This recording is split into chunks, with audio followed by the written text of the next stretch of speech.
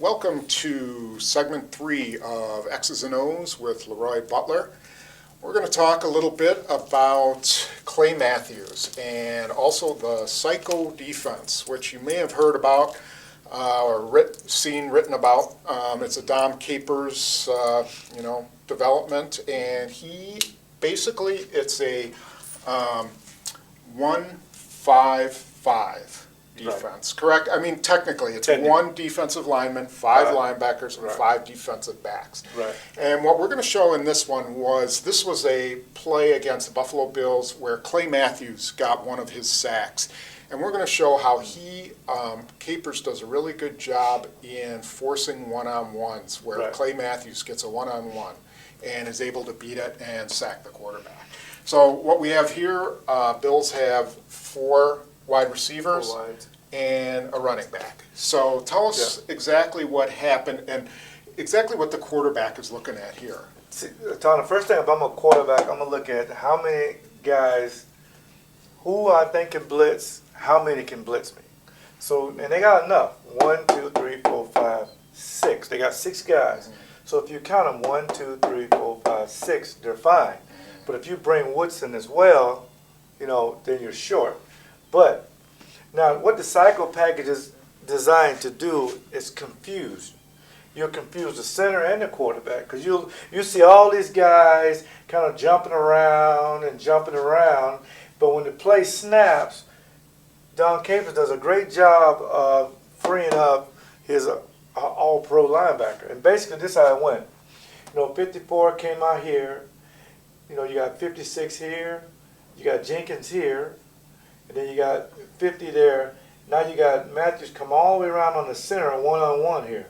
Now, again, they thinking 51 is here, but he's going back to the middle. So now you got everybody covered here. And 21 doesn't blitz either. Now he could have, he easily could have, and that would have been he probably expected that. Right. And so did this guy probably, absolutely, right? Because think about it, they got on film that Woodson does blitz. So they'll tell the back, if Woodson comes, you got him. But he didn't come, so now the back needs to step up and take the most important guy. Well, guess what? That's 54. So that occupies the back. You get the one-on-one, then you get the sack right there in the middle. And what was really interesting, I thought, about this was what happened, and you mentioned this, was that the Bills sort of slid.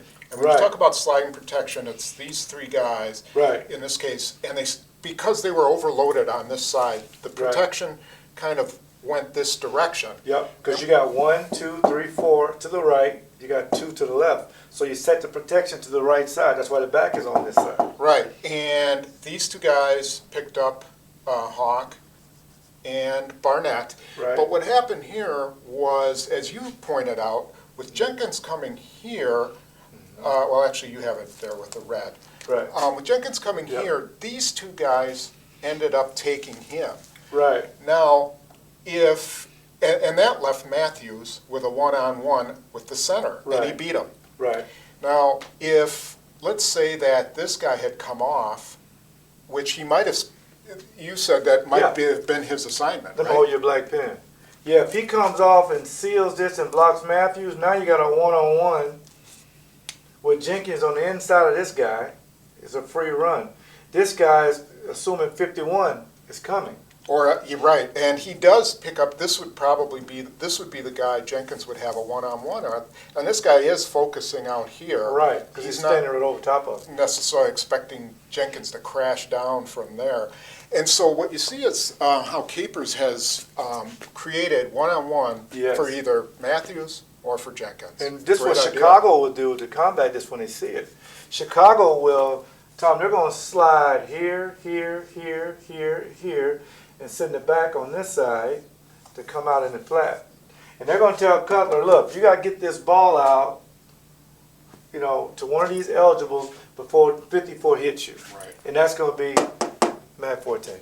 Okay, and now we are going to look at a Mike Martz play from the Dallas Cowboy game, and one that is going to be a very interesting matchup between Dom Capers and Mike Martz. Okay, we're going to talk about a Mike Martz play that occurred. Mike Martz, the offensive coordinator of Chicago Bears.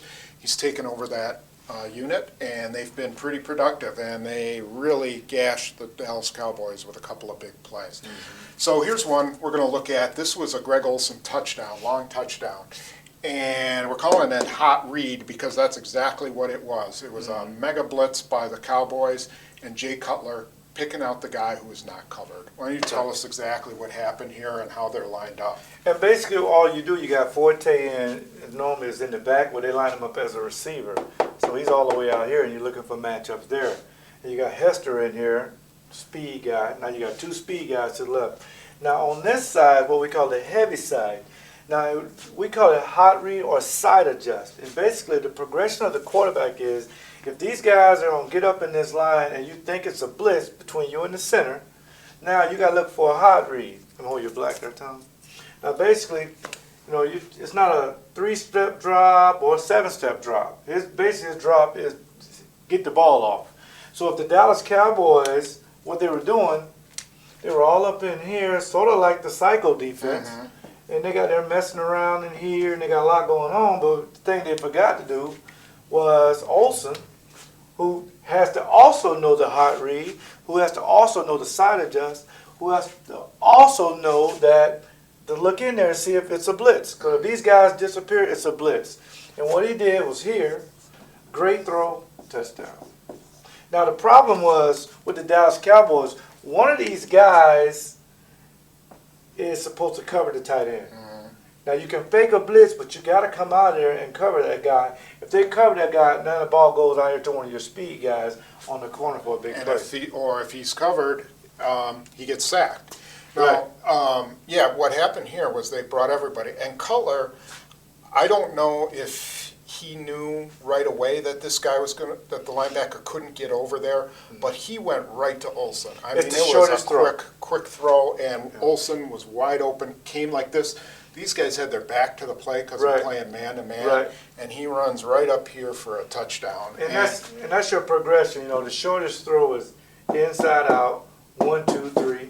You can go here, first progression, one tight end, not there, backside, man-to-man, or you can stay front side. Right. And the good thing about the Mike Martz offense, in their mind, everybody is open, but the shortest throw is the best throw. Right. And in the Packers situation, if they are going to blitz him, you believe that they have got to have, if there's 5 receivers out, they got to have 5 guys ready to play coverage. So instead of, let me hold you erase for a second, instead of putting your guys up there, what the Packers would do, they're a lot smarter than the Dallas Cowboys, obviously. They would put a guy right here and say, look, that's your guy. And all you have to do is stop the hot throw. Once we stop the hot throw, these other guys, they'll get to the quarterback, and you're going to get a sack. So they would designate a guy for every guy. You got 5 eligibles, I have 5 guys covering. Or sometimes the Packers will get really smart, and they'll do what they call a 3-3 package, and they'll have a free safety sitting right there, sitting short for any inside route. And it takes out one of your linemen, but hey, why do you need it if it's an empty backfield side? Right. And the whole point of what we're showing here is that Mike Martz loves it when you blitz because he has got someone ready to make a big play when you blitz. And we saw it on the very play before this. Devin Hester was lined up right here in a similar situation. Right. Another blitz, boom, he hit Devin Hester 5 steps downfield, and he was off to the races. And that's what your speed, you got your speed guys, you got your heavy guys over here. And normally big plays come from your left side to front side anyway. So, and sometimes, Tom, what they'll do with the Chicago Bears, they'll flip-flop the formation, and they'll run a quick screen. They'll stand up and throw it out at a Forte. Right. Hester makes a block for him, and, he's off and running whenever they see a blitz. But the Packers are a lot smarter too. They'll bring their guys up and bump and run here. Now, the throw is going to take a little longer now. Now you get the happy feet, and sometimes off the back foot, that forces bad throws. You hope he gets pressured in that situation. Okay. And then one last thing quickly. There's been a trend in the NFL. You saw it last night on Monday Night Football with the New Orleans Saints. They got down into field goal position because of this back shoulder Back shoulder throw. throw, yeah. I don't know if everybody understands exactly what back shoulder means, Yeah. but essentially it's a wide receiver running downfield, and instead of catching it out here, Right. it's thrown behind. And I tell you what, the Green Bay Packers probably do it more than anybody because it's giving your receiver a chance at the ball. You don't have to always be open to get the ball. Right. If you're Greg Jennings, and say I'm 33 for the Bears, the Bears play that route probably better than anybody. Now, what he's going to do is basically, if you're the receiver coming to me, come towards me, he's going to look back if you look back. If you do not look back, he'll look in your eyes, and he'll stay in your eyes. If your eyes get large, the Right. ball's coming, he reacts. He knows when to But look. if you look back for the ball real quick, he's going to look back. So- if you don't look back, he won't look back. So even if you're trailing me in Even man if to I'm man, trailing you, and then I look back, I'm looking your back. technique is to always Right. look at the guy's eyes. Yeah, you got to look at the guy's eye. If he doesn't look for the ball, neither do you. And And that's- man to man. And you don't see that happen. A lot of times No. guys kind of panic because they think they're going to get Right. deep, right? Absolutely. Okay, good. Well, thanks for being with us for another segment of X's and O's with LeRoy Butler.